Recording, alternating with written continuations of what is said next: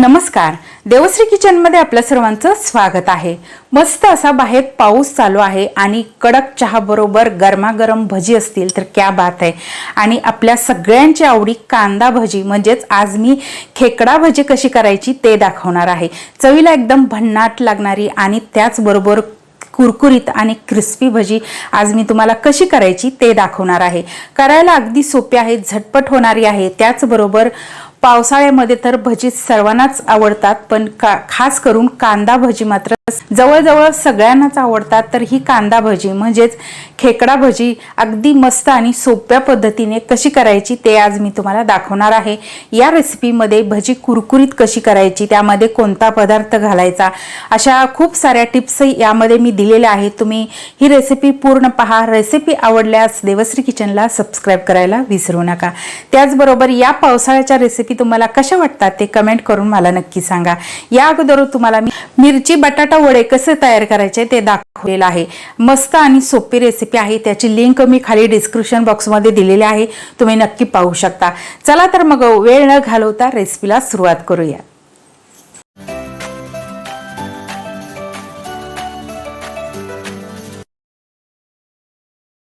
खेकडा भजी करण्यासाठी इथे मी 2 वाट्या कांदा उभा कट करून घेतलेला आहे। तुम्ही पाहू शकता अशा पद्धतीने आपल्याला कांदा उभा कट करून घ्यायचा आहे। तर साधारण मीडियम साइजचे 4 कांदे घेतलेत, 2 वाट्या कांदा होईल एवढा कांदा घेतलेला आहे।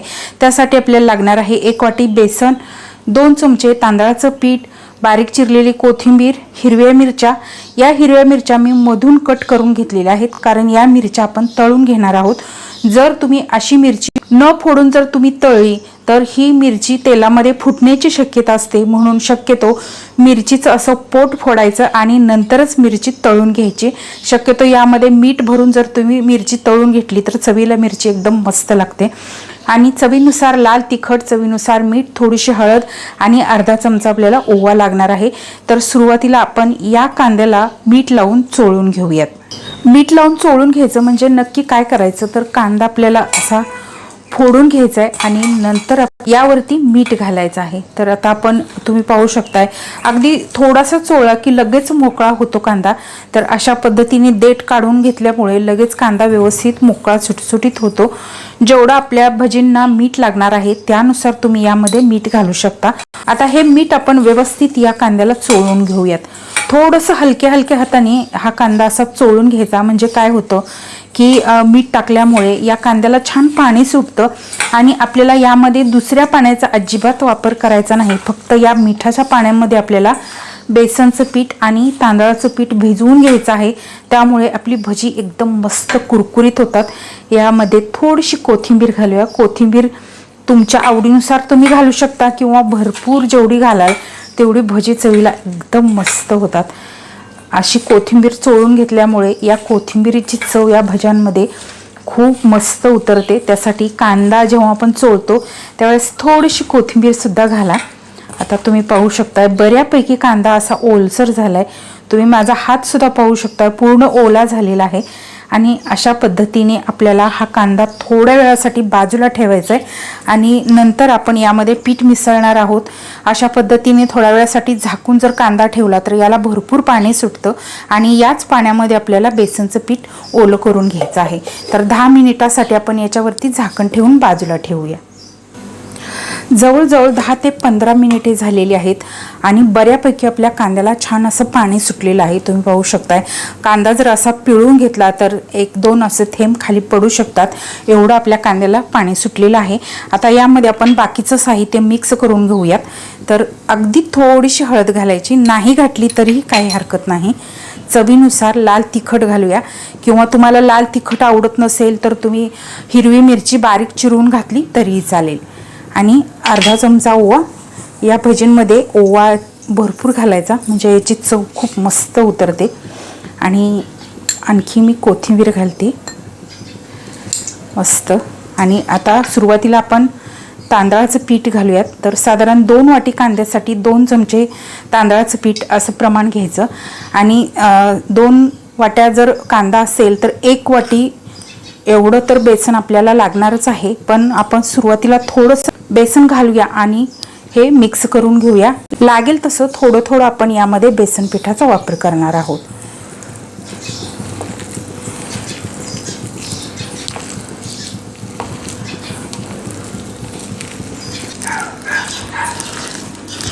बऱ्यापैकी हे पीठ आपलं ओलसर झालेलं आहे किंवा बॅटर तयार झालेलं आहे. याहीपेक्षा आपल्याला खूप पातळ करायचं नाही किंवा घट्ट करायचं नाही. हे पहा, अशा पद्धतीने आपल्याला भजी व्यवस्थित सोडता येतील आणि याला छान असा खेकड्यांचा आकार येईल अशी भजी आपल्याला करून घ्यायची आहेत. तर यामध्ये जवळजवळ थोडंसं कमी 1 वाटी पीठ बसलेलं आहे. तर यामध्ये आपण तांदळाचं पीठ 2 चमचे घातलंय, त्यामुळे एका वाटीतलं 2 चमचे एवढं पीठ माझं शिल्लक राहिलेलं आहे. म्हणजेच टोटल आपल्याला 2 वाटी कांद्यासाठी 1 वाटी पीठ लागलेलं आहे. तर इथे आपलं हे बॅटर तयार झालेलं आहे. आता आपण याची भजी तयार करून घेऊया. आता इथे आपलं तेल गरम झालेलं आहे. तेल खूप कडकडीत गरम करायचं नाही, मीडियम गरम करून घ्यायचं आहे. जर तुम्ही भजी तळण्यासाठी तेल कडकडीत गरम करून घेतलं तर भाज्यांना वरूनच फक्त रंग येईल आणि आतून मात्र भजी कच्ची राहतील आणि नंतर ती मऊ पडतील. तर ही एक टीप आहे, लक्षात ठेवा. भजी कधीही तळताना मीडियम गरम तेलामध्येच सोडा, म्हणजे जोपर्यंत त्या भाज्यांना छान लालसर खरपूस रंग येईल तोपर्यंत ती भजी आतपर्यंत कुरकुरीत तळली जातील. त्यामुळे भजी नंतर सुद्धा, थंड झाल्यानंतर सुद्धा कुरकुरीत राहतील. आणि जर तुम्ही कडक तेलामध्ये तळली तर आतून कच्ची राहतील आणि नंतर ती भजी मऊ पडतील. तर इथे मीडियम तेल गरम झालेलं आहे. तर सुरुवातीला आपण मधून कट करून घेतलेल्या या मिरच्या तळून घेऊयात. तर या मिरच्या अगोदर तळून का घ्यायच्या, कारण जेव्हा आपण बाहेर भजी खातो त्यावेळेस त्याला एक मिरचीचा वास असतो आणि चव सुद्धा थोडीशी वेगळी लागते. तर तशी भजी करण्यासाठी या पद्धतीने सुरुवातीला या मिरच्या छान आपल्याला तळून घ्यायचं आहे, म्हणजे आपल्या भज्यांना सुद्धा एकदम मस्त अशी चव येते. तर आपण जेव्हा बाहेर भजी खातो त्यावेळेस त्याला एक मिरचीचा वास असतो. तुम्ही कधीही बाहेर भजी खाली तर तुम्ही लक्ष देऊन ती भजी खात असाल तर तुमच्या नक्कीच लक्षात येईल. आता सध्या पावसाळा सुरू आहे, त्यामुळे प्रत्येकजण भजी आवडीने खातो आणि त्यातल्या त्यात कांदा भजी तर काही सांगायलाच नको. प्रत्येकाच्या आवडीचा हा पदार्थ आहे आणि पावसाळ्यामध्ये भजी खाण्याची मजा काही वेगळीच असते. आणि ती भजी जर आपण घरच्या घरी अशी मस्त बनवली तर खूपच मस्त. कडक आल्याच्या चहाबरोबर ही भजी खायला मस्त मजा येते. ही मिरची आपली तळून झालेली आहे, तुम्ही पाहू शकता. ही काढून घेऊयात. आता आपण यामध्ये भजी सोडूयात. तर भजी सोडताना पीठ असं उचलून घ्यायचं आणि डायरेक्ट असं तेलामध्ये सोडायचं. त्याला गोळा वगैरे अजिबात करायचा नाही, कारण आपण खेकडा भजी करतोय. वेडेवाकडी आली तरच ती दिसायला सुद्धा सुंदर दिसतात आणि खायला तेवढीच मजा येते.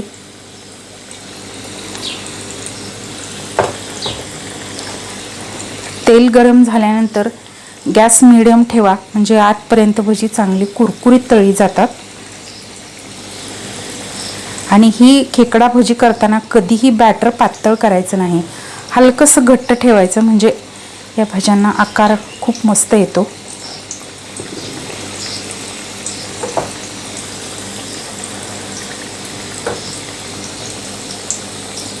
मस्त. आता मीडियम गॅसवरती ही भजी छान खरपूस तळून घेऊयात. थोडीशी तळी की आता आपण दुसऱ्या बाजूने पलटून घेऊया आणि मस्त अशी हलवत हलवत खरपूस रंग येईपर्यंत तळून घेऊयात.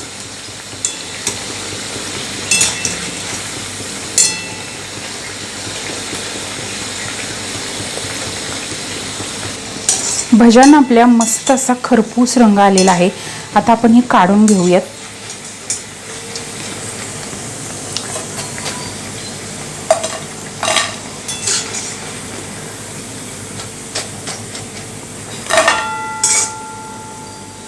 आणि अशाच पद्धतीने आपण बाकीची भजी सुद्धा करून घेऊया.